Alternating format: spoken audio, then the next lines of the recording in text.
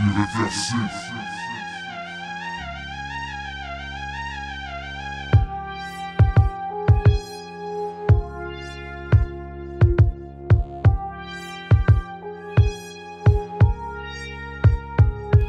Venu de là où le silence ne fait pas partie, de là où les mères sortent d'inquiétude pour leurs enfants dans les rues la nuit.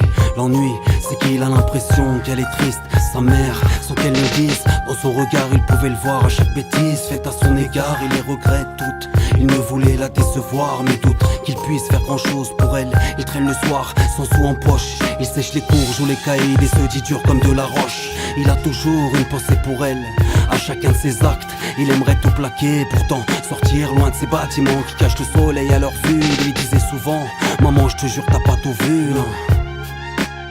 T'as pas tout vu, non. Il voulait qu'elle vive heureuse, sa mère. Il faisait tout pour lui offrir les bords de mer.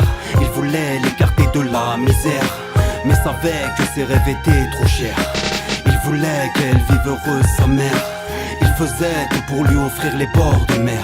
Il voulait l'écarter de la misère, mais savait que ses rêves étaient trop chers. Elle était pourtant bien partie dans les études, elle est partie. Mais un jour, elle est sortie là où ne poussent que les orties. Le mensonge naît petit à petit, elle change très vite quand vient la nuit. Elle s'est comme reconvertie dans sa vertu, on l'avertit. Mais les choses ont tellement changé, petite fille croit qu'elle grandit en une soirée. Elle ne joue plus avec Barbie mais veut être la poupée de Ken.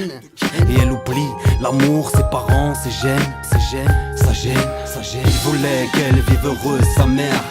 Il faisait tout pour lui offrir les bords de mer. Il voulait l'écarter de la misère, mais savait que ses rêves étaient trop chers. Il voulait qu'elle vive heureuse, sa mère. Il faisait tout pour lui offrir les bords de mer. Il voulait l'écarter de la misère, mais savait que ses rêves étaient trop chers.